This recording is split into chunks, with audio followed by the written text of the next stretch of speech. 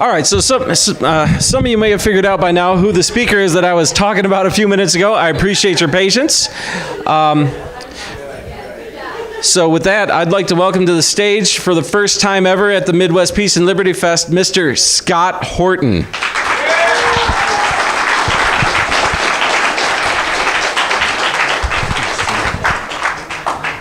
Hey everybody, how's it going? All right. Thanks very much for having me here. Thank you very much to Joe, especially, and to everybody involved in putting this thing on and having me here. What a pretty place. I haven't been to Michigan since I was 2, so I don't really remember.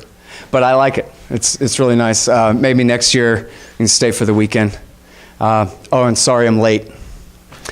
Blame the federal government. All right, so I just want to show you this real quick. I'm not going to leave it up the whole time, and I'm not saying I really buy into the premise of this big crescent mark here, but this is a map of the Middle East, and particularly in the dark green here, it's the Shiite crescent. And so in context, I'll kind of explain, why it matters so much. But one thing that you can tell right here is the border between Iran and Iraq cuts through this super majority Shiite population. And that'll be important for our story, okay? Now, Damascus, Syria counts. Hezbollah in southern Lebanon are allies with Iran. And then this is nonsense about Yemen here. Don't worry about that. Okay, so now I know you guys are all anti-war. I'm not going to give you like a harangue about activism and stuff. It's really more of just kind of an informational thing. And I'm going to tell you a lot of things that you already know, like there was an Iran-Iraq war in the 1980s, or these are some of the consequences of the sanctions on Iraq in the 1990s, or this kind of thing. So none of it's going to be completely unfamiliar, I don't think, but hopefully by the end you'll have a grasp on a little bit better narrative about what's going on with America's policy in the Middle East and the war on terrorism. And I'm going to try to go fast, so keep up. All right, so after World War II, America inherited the world empires of all the European powers plus Japan, less the Soviet Union and China, of course. The world fell into America's hands. And the policy is unabashedly referred to by the people in charge of it as dominance. And the idea is that America will, and especially now after the Soviet Union is gone, America will militarily dominate the entire planet Earth. And we will have a doctrine that says that our military will be so much more powerful than anybody else that no one will dare to even try to oppose us, would even dare to even combine regional powers into a new alliance to try to oppose us, because we will just out submarine and battleship and airplane them every single time, and nukes too. And so that's it. And we will lead the world. We are the superpower. That's what they say, the empire.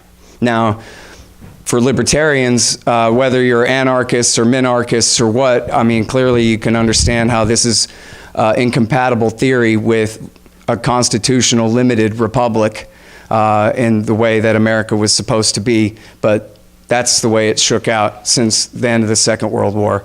And part of that was the CIA, the Americans teamed up with the British MI6, and they overthrew the government of Iran, the democratically elected government of Iran, and the Prime Minister Mohammad Mossadegh in 1953 under Ike Eisenhower and John Foster and Allen Dulles. And they reinstalled the Shah, the king, Reza Pahlavi. And they supported his government for 25 years. And after the Vietnam War, in fact, the arms manufacturers needed a new market so they don't have to, compete in a real market. And so a big part of turning down the war in Vietnam under Nixon and Ford was boosting arms sales and gifts to the Shah Pahlavi in Iran, which basically helped him believe that he was more powerful than he was. And he spent a lot more on brutalizing his people and delegitimizing himself and making his own rule more precarious. So in 1979, there was a revolution, famously, and the Ayatollah Khomeini seized power and his group, and there was the seizing of the embassy hostages. And this is what destroyed the Jimmy Carter presidency, of course, and created Ted Koppel's Nightline, as it was this national emergency every day. Day 100, day 101, day 102, the hostages being held, and the great Satan, and burning the American flag, and all of this.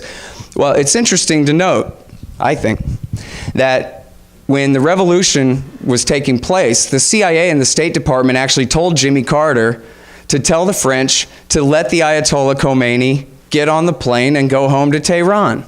He's not so bad, the Ayatollah. We know him. He helped us overthrow Mossadegh back in 1953.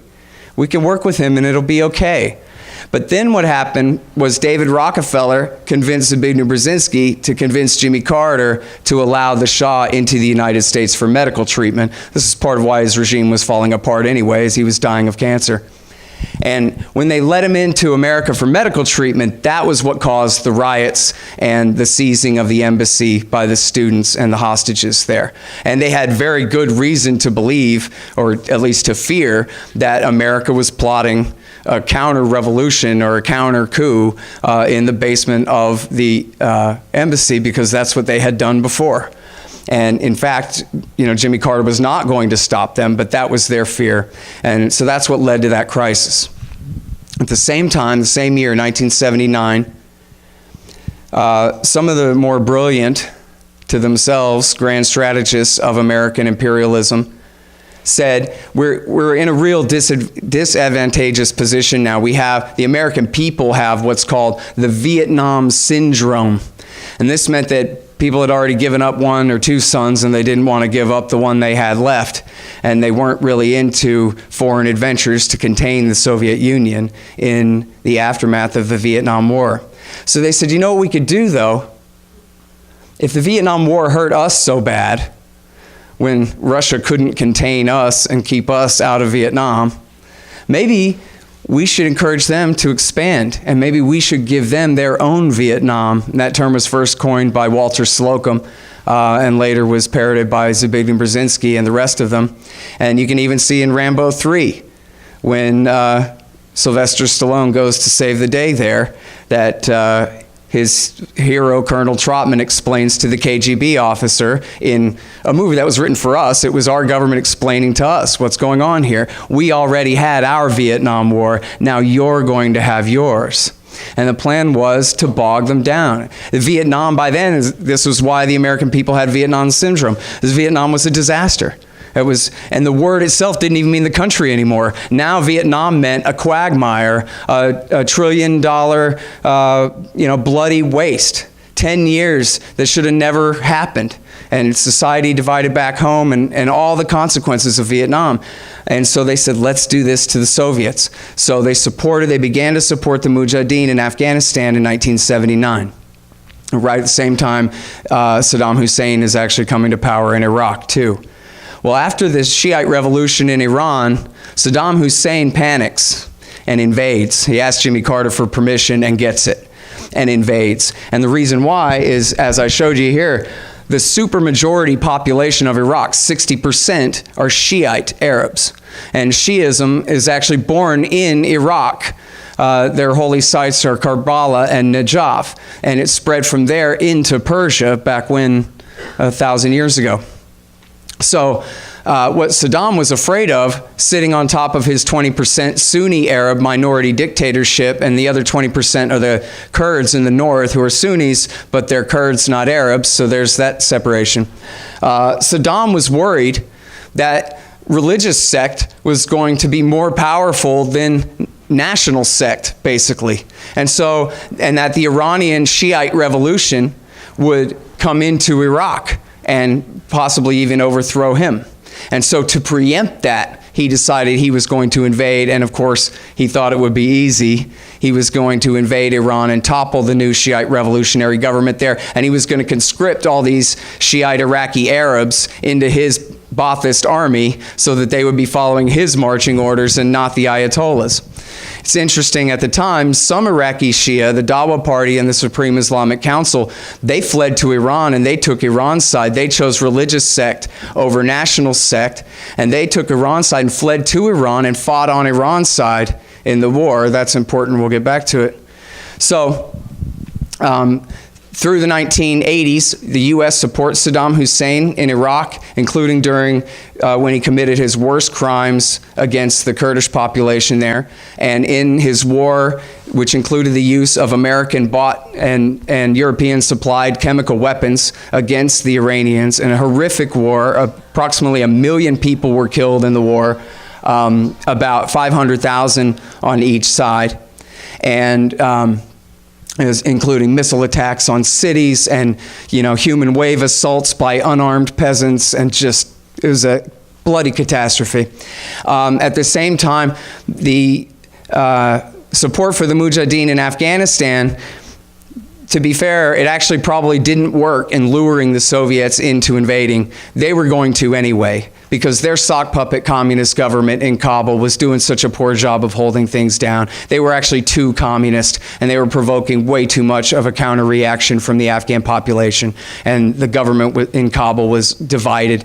And so about 6 months after America started supporting the Mujahideen in Afghanistan in '79, at Christmas time, the Soviets actually did invade. And whether or not the Americans deliberately actually succeeded in provoking them into invading, they meant to, and that's what they said at the time was their strategy, that Afghanistan would serve as the Vietnam for the Soviet Union. And by the way, and when they did invade, they shot the current president, the head of the KGB, killed him their first day there and replaced him. And then was launched another absolutely catastrophic war. Approximately 1 million Afghans were killed by the Soviets in the 1980s. And so the Soviets finally withdrew in 1989 after the Berlin Wall fell in '88, late '88. The whole game was up basically for the Soviet Empire. They pulled out of Afghanistan, and the Reaganites said, and the jihadists too said, and probably correctly, that Afghanistan played a major part in crippling and destroying the Soviet Union, which after all had a communist economy anyway, and was a bubblegum and shoestring type empire in the first place. And this was enough to really pull it down, to really help to make that difference. Another big part of the Afghan war was that America worked with the Saudis and the Pakistanis to funnel Muslim jihadists from all over the world, but particularly the Arab world, to Afghanistan to fight. Now, here's Persia. All the Arabs are here. They came out of Arabia here. Right, this is Persia, here's Afghanistan way over here. So Arabs coming to fight, they're not from there, they're aliens. The Saudis, Egyptians, and Syrians, and whoever who went to help the Mujahideen to fight against the Soviet Union. And this, of course, included Osama bin Laden and a lot of guys from Egyptian Islamic Jihad and the group that ended up becoming Al-Qaeda. And in fact, when the Soviet Union invaded, Jimmy Carter had announced the Carter Doctrine that basically increased our alliance with Saudi Arabia and said that the Persian Gulf is from now on an American lake. America will be dominant in the Persian Gulf from now on, and no other power, not even the Persians, much less the Soviet Union, will dare mess with us, and if they do, we'll treat it as an attack on the United States. And that was the Carter Doctrine, and as part of that, he started building up bases. And Reagan, of course, continued in Afghanistan, in Iraq, and in the Carter Doctrine build-up in the Gulf. The Reagan administration continued everything that Jimmy Carter had started there. Well, Eric Margulies, those of you who listen to the show are familiar with Eric Margulies, the great reporter who covered the Afghan war in the 1980s.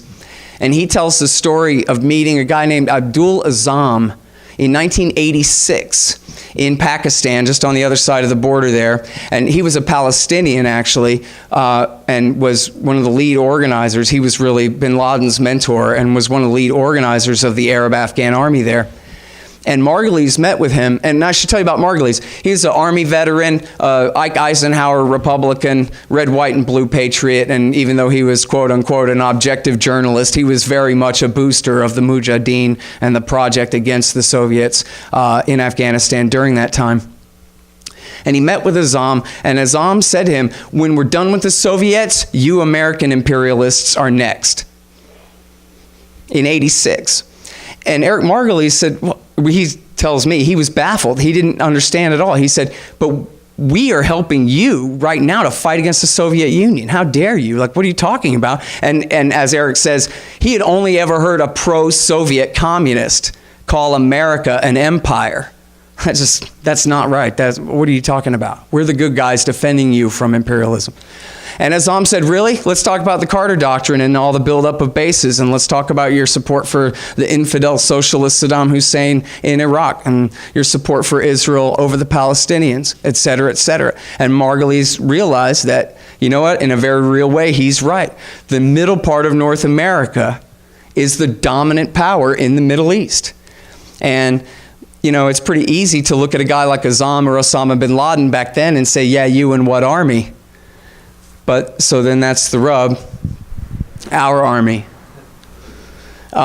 All right, so the Iran-Iraq war is over in right around the same time the Soviets pull out of Afghanistan. It wraps up in right around 1989, and it's a stalemate. Everybody dead for nothing. The line didn't change. It was like World War I. The border didn't even move. I mean, they had made some progress and then pushed back and that kind of thing. And it ended more or less with a stalemate. And at the end of it, Saddam Hussein was flat broke.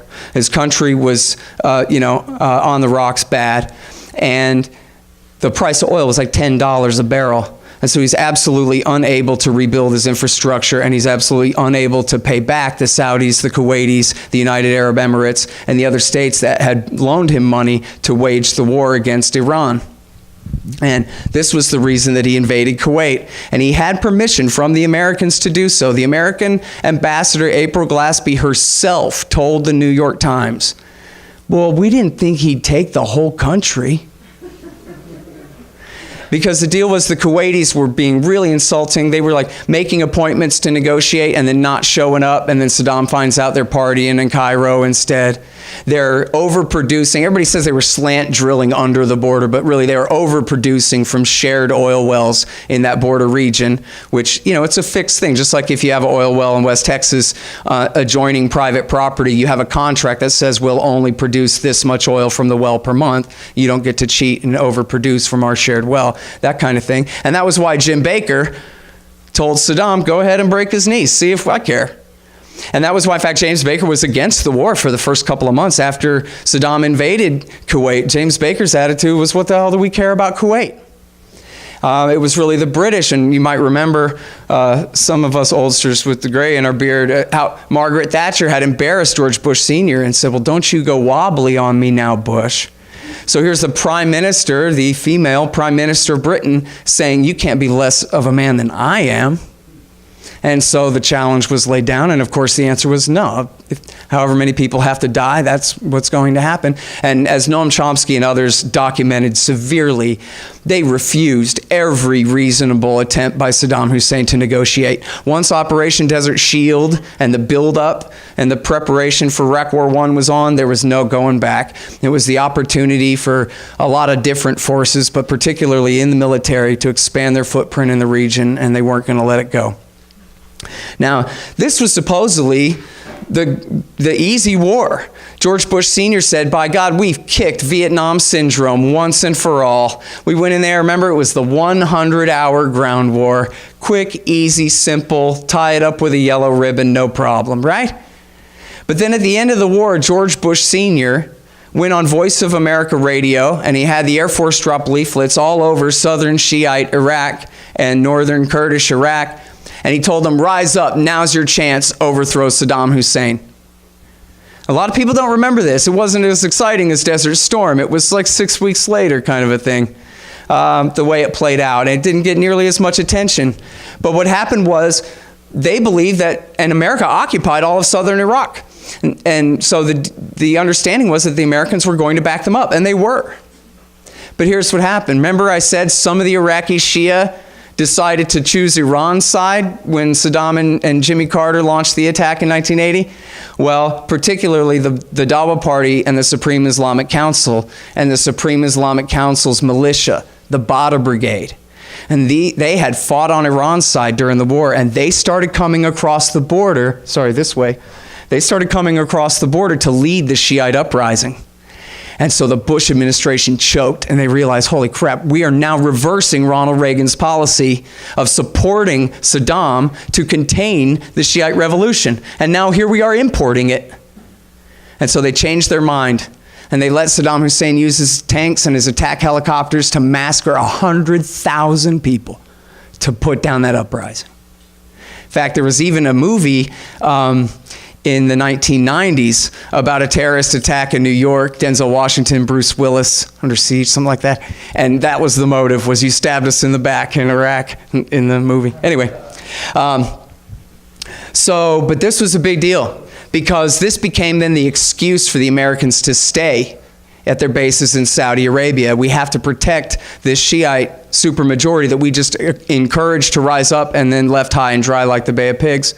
And so now we have to launch no-fly zones over Iraq. And France and Britain were in on it. The French dropped out pretty quick. And America and Britain, for the entire rest of the George Bush senior administration and through 8 years of Bill Clinton, kept the bases in Saudi Arabia in order to bomb and blockade Iraq, and half of that under the pretension, of course, that Saddam had failed to give up his weapons of mass destruction, when in fact, of course, it was the Reaganites who armed him in the first place, and it was absolutely guaranteed. They knew for a fact by 1995 that every last bit of the chemical weapons had been destroyed by the end of 1991. And yet, and they even said, doesn't matter, the WMD aren't the issue after all, bait switch. The issue is regime change, and we'll keep the sanctions and the blockade on Iraq as long as Saddam Hussein is in power. And when he was going nowhere, and they said, and they made it clear, the Clintonites said, the goal here, what we're supposed to do is we're trying to make the civilian population of Iraq so miserable that they will then finally risk everything. They'll blame Saddam, not us, and they'll risk everything to finally rise up and overthrow him and regime change him for us. Even though they just had their chance and we encouraged them to do it and then stabbed them in the back and left them high and dry in the middle of it. And now that they're starving and dying and getting weaker and weaker relatively every day in comparison to their government, and in absolute terms as well, of course, and less able to stand against Saddam Hussein. This is the policy anyway, based on a pure absurdity that this is going to drive the population of Iraq to take care of this problem. It's just killing innocent people anyway, even though they knew it couldn't achieve those goals. They're just going to have to wait for Bush. All right, so now here's the thing. During the entire 1990s, Reagan and Bush's former Mujahideen warriors from the Afghan war started attacking the United States. The first one was the assassination of Rabbi Kahane, who was a right-wing fascist nationalist Israeli in New York City. And he was one of these, annexed the whole West Bank immediately. His party was banned by the Israeli Supreme Court for being fascist, their words. But anyway, so that was the first al-Qaeda attack in the United States, really kind of proto-al-Qaeda. What we now call al-Qaeda is really Egyptian Islamic Jihad merged with the Abdul Azzam group, which had been taken over by Osama bin Laden. So this group of Egyptians and this group of Saudis. And this proto-al-Qaeda group, they started attacking first with Rabbi Kahane, then of course the first World Trade Center bombing, which was an attempt. See, only 6 people died and people just blew it off, and then the ATF invaded Waco the next day and it just got forgotten. And who wants to memorize a bunch of Arab names? And people just forgot the World Trade Center plot. But they almost succeeded in toppling one tower, breaking it at the bottom and toppling it into the other in the middle of the afternoon. And if they had knocked the second tower down too, you probably would have seen 30,000 people killed or something. This was in Bill Clinton's first month in office. He'd been in office a month and a week. But hey, only 6 people died, and gee whiz, and everybody kind of didn't pay too much attention. Then you'll remember there's the UN plot and the Lincoln and Holland Tunnels plot by the same group that got intercepted and busted. Then there was attacks at the Americans training the Saudi National Guard internal security forces were attacked in 1995. Oh, I skipped. There was a thwarted attack in Yemen in 92. The Khobar Towers in 1996. This is a really important one. This was Osama bin Laden and Khalid Sheikh Mohammed, the 9/11 masterminds, leaders. They did it at the Khobar Towers Air Base in Saudi Arabia. 19 airmen died. And you know what Bill Clinton did? For political reasons, read Israeli reasons, they blamed it on Iran. And Iranian-backed Saudi Hezbollah. which hardly exists and certainly did not do that attack. But if you think about it, right? I mean, Persia's across the way. So the way that they played it, well, the Iranians did it because it was a target of opportunity, just because, they hate us, because they hate us, because they hate us. And so Iran did it. And then there was no further lesson from that. In fact, a lady yelled at Bill Clinton, "You suck," because he didn't have good enough security at the base. And we should have learned that lesson after Beirut 1983.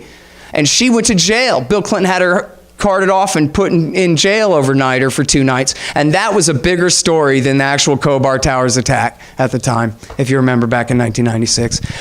But meanwhile, think of the lesson that the American people have been deprived of, that our former Mujahideen warrior, Osama bin Laden, has done this for the explicitly stated reason that he's trying to drive our airmen off the Arabian Peninsula.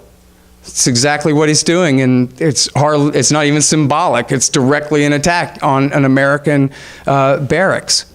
So that just got washed away. Then there was the African embassy attacks, the USS Cole, and ultimately September 11th. Now, everybody in dominant media, certainly at the time, and now they would say too, that look, they're trying to scare us away.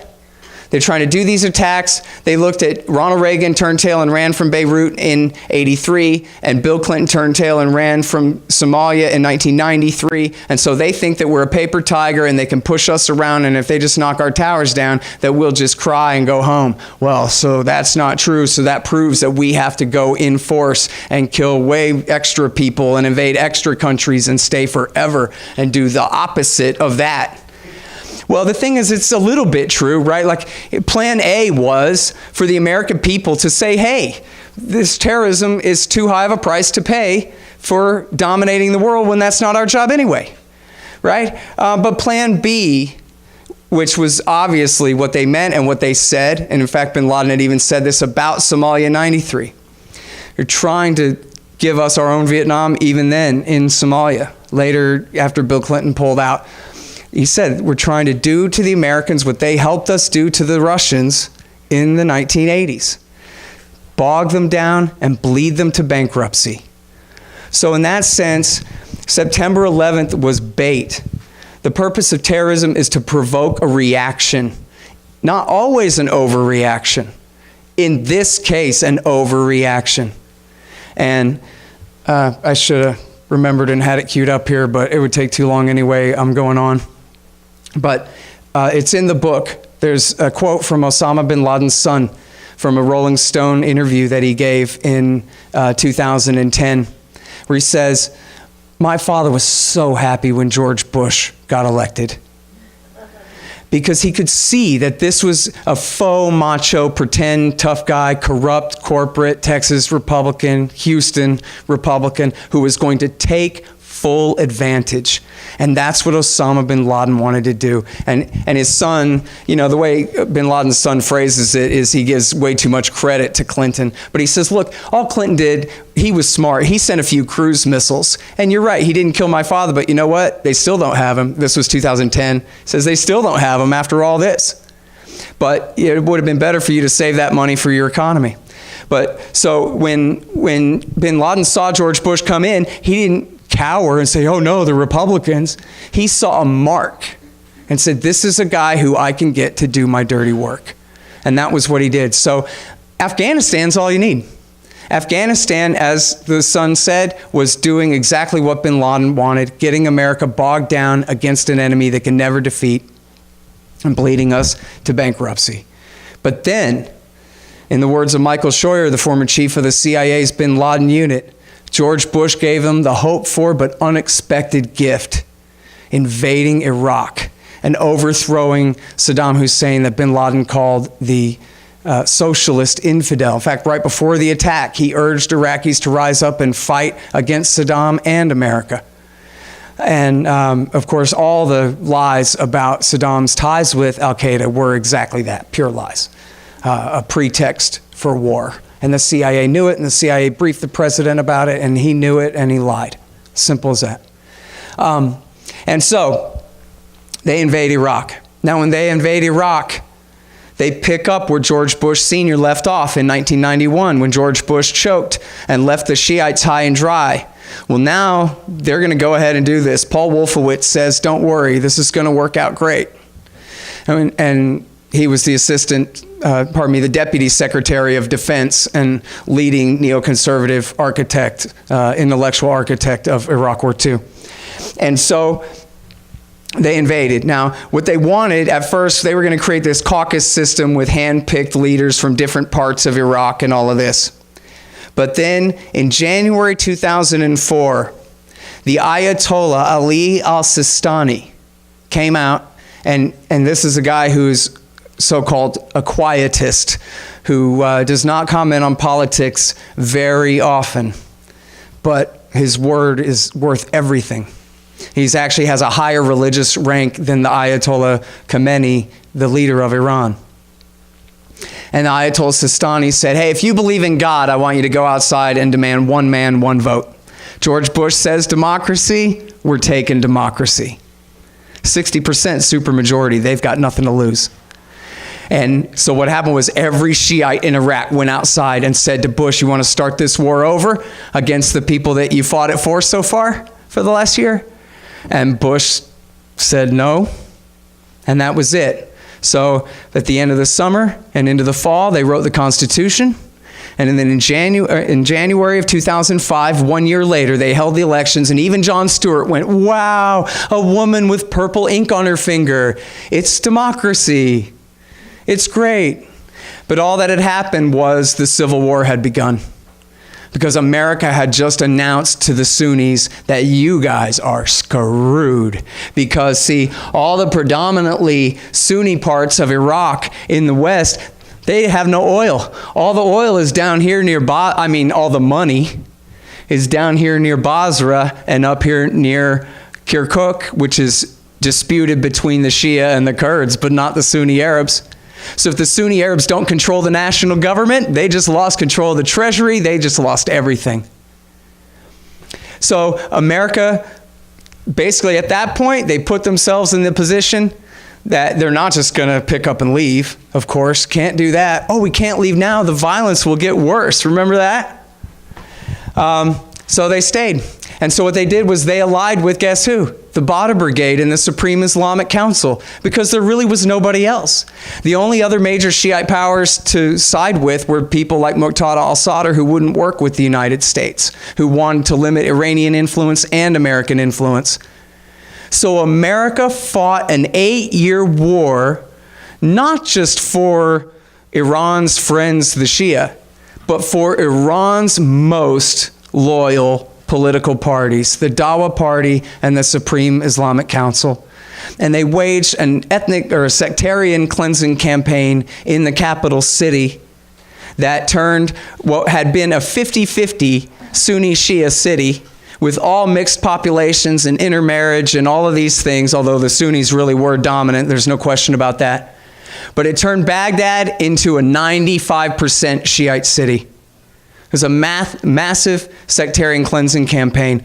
And when they said the surge worked in 2007, all they meant was they helped the Shiite finish winning the Civil War against the Sunni at the cost of total upwards of 1 million lives lost in this Civil War. Now, the Bush regime's bet was that, well, okay, yes, the Dawa Party and the Supreme Islamic Council are Iran's cat's paws, but we're going to turn them into ours. Ultimately, we're the USA, we're the dominant power, and they're going to need us more than they need Iran. But that just wasn't really true. They didn't need us after we helped them win the war, when they have their friends and their religious kinsmen living right next door. And so the Iranians insisted that America's sock puppet prime minister, Nouri al-Maliki, kick America out. And that's exactly what he did. And in 2008, George Bush, it was his last year in power, he said, hey, how about a deal where I get 56 bases? And Maliki says, you know what, let me ask the guys, and then I'll get back to you, and we'll see. And then he came back, and he's like, I'm sorry, I can't convince them, the parliament, they don't want to hear it. And Bush said, well, yeah, but I mean, what if we kept like 40 bases? And then they played this game, and it was actually pretty comical at the time. And they played this game through the fall of 2008 until Maliki said, sorry, You're not getting immunity for American soldiers, which isn't that funny that this is the hinge. Is we'll sign a status of forces agreement and we'll keep troops in the country to protect your government, but you have to give American soldiers full legal immunity for any war crimes they commit. And the Iraqis balked at that and wouldn't do that. And so that was it. Bush signed on the dotted line, and that was the promise that America would be out of Iraq by the end of 2011. The side that we had helped win, at the end of the day, they lost the bet. Turned out they needed Iran more than they needed us, or they liked the Iranians more than they liked the Americans. They didn't feel that dependent. Saddam was dependent. He was ruling a minority 20% government over the 80% of the rest, right? But once the supermajority population wins, they pretty much won. And so that was the way that shook out. Now, here's the miracle of Iraq War II. You all remember that 4,000 of the 4,500 dead Americans that fought, that died in Iraq War II were killed by the Sunni-based insurgency, and including to some pretty large measure Al-Qaeda in Iraq. This group under Zarqawi, who was not the tie between Saddam and Osama. He actually wasn't tied to Osama or to Saddam. But even though Colin Powell used him in his UN speech to lie us into war. But once the war was on, after a year and a half actually, he did declare his loyalty to Osama bin Laden and to Al-Qaeda's goals. And these were the guys who did the worst of the head chopping and the suicide bombing and all of this during the war. Now, it was just an absolute stroke of luck, and the Republicans and the U.S. Army get no credit for this whatsoever. It was purely an Iraqi phenomenon that the Iraqi Sunni population are not Saudis, and they didn't want to live like Saudis. And they told these, and for the most part, Al-Qaeda in Iraq was run by Egyptians and Saudis and Yemenis and people from all over the Middle East. They were not from there. And the local Iraqi tribal authorities finally turned on them and said, well, thanks for helping us fight the Americans and the Shia for a while, but now we're sick and tired of you bossing us around, and so now you're gone. And so they eliminated them. This was called the Sunni awakening, the tribal awakening, and it was really the same deal they'd been offering Petraeus, or offering not just Petraeus, but the American generals for years, that we'll stop attacking you if you'll stop attacking us, and we'll try to work out something. And they finally accepted that. And said, and they had lost the Civil War at that point. So they said, okay, we'll stop fighting the Americans, and we'll have a tenuous ceasefire with the Shiite forces, and we'll focus on eliminating Al-Qaeda. And that'll get the Americans off our back, and they were already doing it anyway, really. So that is just a miracle of miracles, that George Bush could have turned all of Western Iraq into Jihadistan and grown Al-Qaeda from 400 men to, 4,000 or more, maybe 10,000 men, and then have them all killed again, and not even by us, but having the local Iraqis take care of the problem for themselves and in effect for us. Whew. Okay, so now I know I gotta hurry and get to Obama years. So Obama comes in, and skip a couple of years here, 2011, he kills Osama bin Laden. And I know there's a lot of discrepancy about that, but yeah, he really did die there that night at that house in Abbottabad at the hands of the Navy SEALs.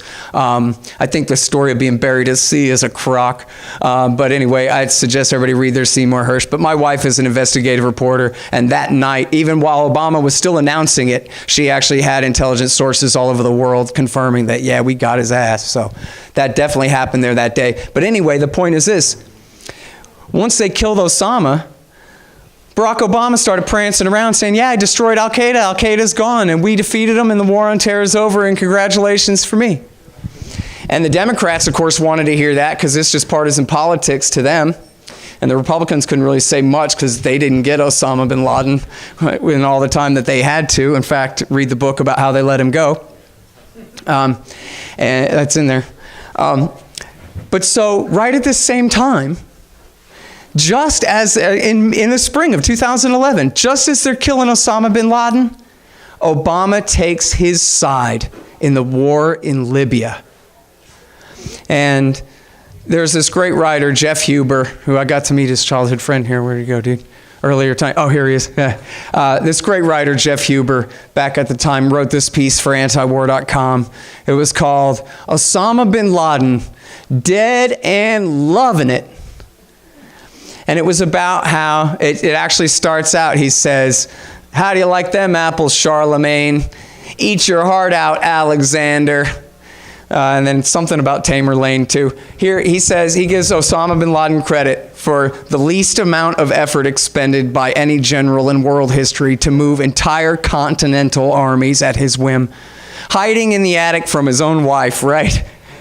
And he can move the Americans, the British, the Dutch, and God knows who, all NATO members, and he can move them around the chessboard wherever he wants to do his bidding. And here Obama takes his side almost unbelievably. I mean, if you don't already know this story, it sounds like crazy, kooky stuff. The way that the Obama administration just outright committed high treason. I mean, when George Bush turned Western Iraq into jihadi university there for 8 years, that was a big, stupid accident. That was not how it was supposed to happen. It was the natural result of his support for the Shia death squads and all of that. But it wasn't what he meant to do. Here, Obama literally took the side of the jihadis. And it's not because he's a secret Muslim from Kenya. It's because he's Ronald Reagan. He's Bill Clinton. He supports jihadis when they're useful. And the fact that September 11th has happened since Ronald Reagan used these guys, I mean, hell, the Khobar Towers attack didn't stop Bill Clinton from using them in Kosovo in 1999. So, you know, what the hell? The fact that these guys helped kill 4,000 out of 4,500 dead Americans in Iraq War II? And the fact that George Bush had made a deal with Gaddafi in 2003. He had to pretend, you might remember the PR stunt at the time, he had to pretend the Iraq War had accomplished anything. So he said, well, it frightened Gaddafi into doing what we said, which was a joke. He'd been begging to come in from the cold for years. And he'd even bought a bunch of old nuclear centrifuge technology from Pakistan just to give it up. He wasn't making a nuke with it. The whole thing was just a ploy. But anyway, it was a good PR move for Gaddafi, and it was a good PR move for Bush. But he was still the wacky colonel. It's not like he was a kept pet like Hosni Mubarak in Egypt or something. And so he was expendable. And what had happened was America looked so horrible for backing Mubarak in Egypt during the Arab Spring that they really needed a PR stunt. And of course, the French had their own motives for doing it. And so Hillary Clinton and Sarkozy decided on the policy. Obama himself says that his decision to launch the war against Libya was 51-49. What does that even mean other than he's a guilty war criminal who launched a war that he did not have to launch? If it's 51-49, then it's unnecessary, right? Or else it would be 100-0. 99-1, something. And so, no, really, they took the side of, not just, oh, boo-hoo, Al-Qaeda, I say so, but no, the Libyan Islamic Fighting Group and Ansar al-Sharia, and guess who? The Libyan members of Al-Qaeda in Iraq, the Libyan veterans of Iraq War II who had just come home. Just like Osama bin Laden was the trouble that came home from the Afghan war in the 80s. Well, these were the guys, the trouble that was coming home from Iraq War II. And Obama took their side and helped them march on the capital city with full NATO air power at their disposal and put them in charge. Now, you're familiar with the term a limited hangout? Richard Nixon, I think, maybe coined it or made the best use of it. A limited hangout is, you know what, it might have been like a 10-year-old who invented this. It's when you're in real trouble, so you admit to about half of it and hope that everybody gets distracted and satisfied with that and never find out what you really done did. So this is what happened with Benghazi. Benghazi, Benghazi, Benghazi. And if you say Benghazi around a liberal, they just scoff because what a big fake non-scandal that all these Republican nitwits made a big deal about, tried so hard to make a big deal about when it didn't really seem like that big of a deal. I mean, if there was a criticism, it was that, yeah, they really should have had more security at the place where the ambassador was killed. Or, well, you know, the CIA and the military, they should have swooped right in on a rescue mission on a moment's notice instead of waiting for the sun to come up and see what was going on, which is not really how it works outside of Hollywood movies. But so the question that didn't get asked was, how come the ambassador is in Benghazi and not in Tripoli? And how come there's a CIA safe house a few blocks away that's involved in this whole firefight and attack and everything that took place here? It's because they're guilty of high treason. They were there giving aid and comfort to men literally sworn blood oath loyal to Ayman al-Zawahiri, the butcher of New York City. Running guns and jihadists from Libya, helping them in their war against Gaddafi, and then sending them on off with their guns and weapons to try to overthrow Assad in Syria. And also, beginning in 2011, America took the side of the jihadists there. And even according to the State Department, because it is a left-hand, right-hand thing where CIA has a policy, but that doesn't mean the State Department won't admit the truth about it sometimes and that kind of thing. And so from 2011, we knew that the al-Nusra Front in Syria is just al-Qaeda in Iraq. It's the Syrian-dominated faction of al-Qaeda in Iraq from Iraq War II. But anyway, shut up. They're moderate rebels, and we're helping them fight. And it didn't matter that Hillary Clinton herself said, well, geez, Ayman al-Zawahiri has endorsed the revolution in Syria. So are we helping al-Qaeda in Syria? She said that on CBS News. She was defending the policy. She was defending Obama's policy of not doing more from the CBS questioner. Well, we would do more, but we're afraid we'd be committing high treason on behalf of Ayman al-Zawahiri, the butcher of New York City. Obama himself on camera with Thomas Friedman from the New York Times said, look, there's no moderate rebels. You think there's an army of doctors and pharmacists and teachers and garbage men who are fighting this thing? I mean, it's, as anyone could tell you, in a rebellion like this, the moderates don't fight. The moderates sit at a hotel in Doha, Qatar, telling Hillary what she wants to hear, maybe. But the guys who are fighting are the ones who don't mind dying.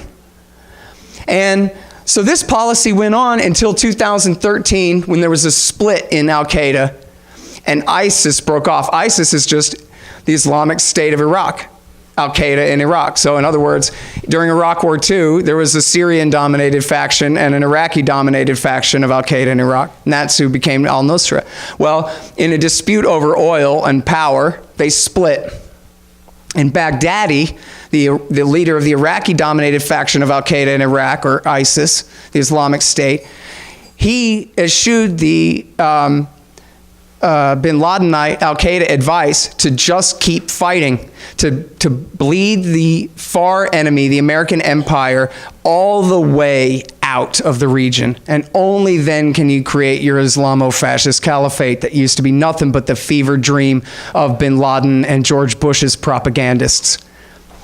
Well, Baghdadi said, I don't want to wait. I'm declaring my caliphate. So they conquered eastern Syria and really solidified power there in 2013. And then in the summer of 2014, they rolled right into Iraq and they conquered all of the predominantly Sunni parts of western Iraq. Mosul, Fallujah, Ramadi, Tikrit, the whole bit.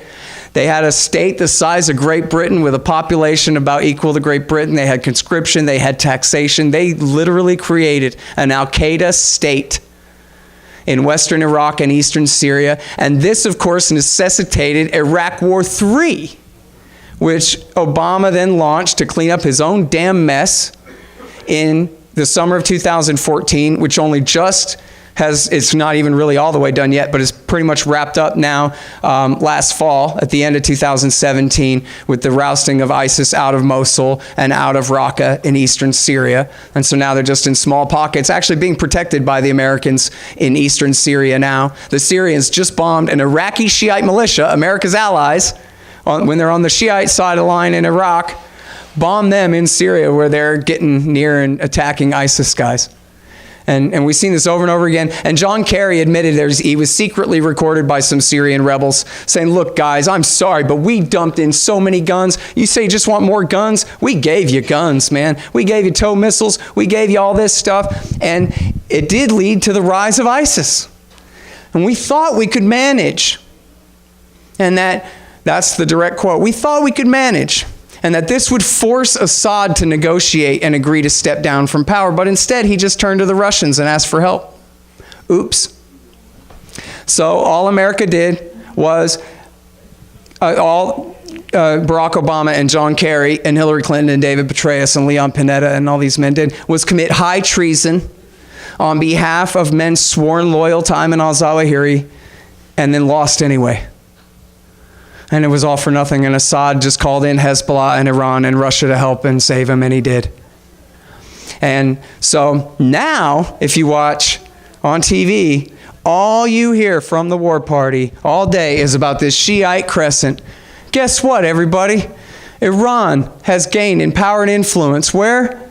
In Iraq, where America has just fought 2 wars for them in a row.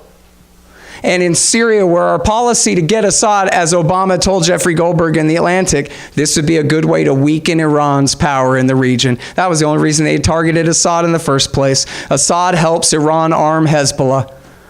They're not a problem for us. They never did anything to us, but they're a pain in the neck to the American empire in the Middle East and to the Israelis.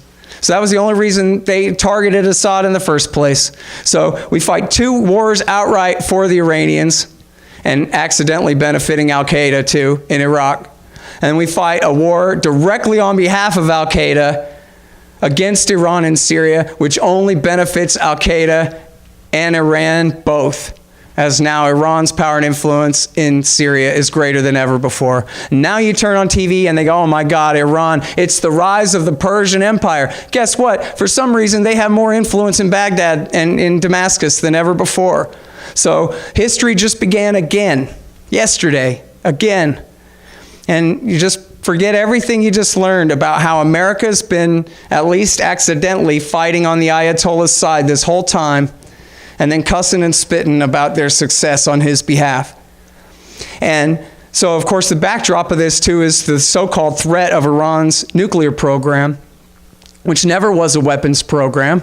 Even their supposed research that was halted in 2003 actually was never any such thing. It was, on one hand, Israeli lies, and on the other hand, misinterpreted intercepts that actually, that detailed dual-use technologies that are accounted for being used for their benign uses. So anyway, they never even were investigating, researching nuclear weapons, much less making them.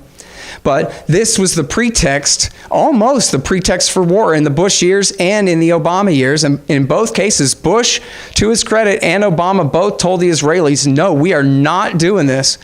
And Obama went so far as to enter into this whole new extra layer of inspection and restriction against the Iranian program in the JCPOA deal of 2015, just to take this fake issue, this fake threat off the table, this fake casus belli off the table so we wouldn't have to deal with it anymore. Well, now Trump's left the deal. And his government is putting all the pressure that they can on the Europeans to force the Europeans to choose us rather than Iran. Who would you rather trade with? Because if your companies still trade with Iran, we'll put them under sanctions. And so they're basically in the midst, it seems like, of helping to try to create again that pretext for war, to try to provoke, as John Bolton, our current national security advisor, is recorded saying in 2007, we were trying to provoke them into withdrawing from the Non-Proliferation Treaty, into kicking the inspectors out, which would put us in a more advantageous position for starting a war, for pretending that they're making nukes, and so we have to attack them before they can make one.